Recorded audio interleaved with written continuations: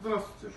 Ну, рассказывайте, что было 17 марта 2019 года? Где вы находились, с кем, при каких обстоятельствах?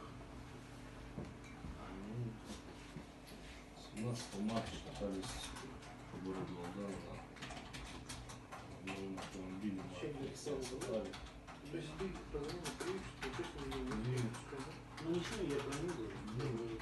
Заехали мы за другом.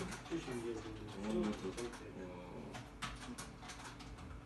приобрел светошумовое оружие.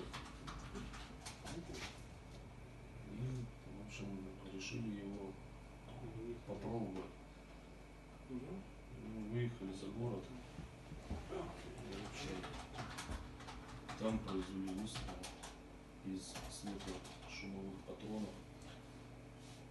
Оружие принадлежит другу, да? Оружие принадлежит другу. Оно предназначено для стрельбы боевыми патронами? Нет, это холощенное оружие, которое в свободной продаже. Оно предназначено только стрелять светозвуковыми патронами. Во сколько это было? Это ориентировочно где-то 7-8 вечера. Примерно так, за временем.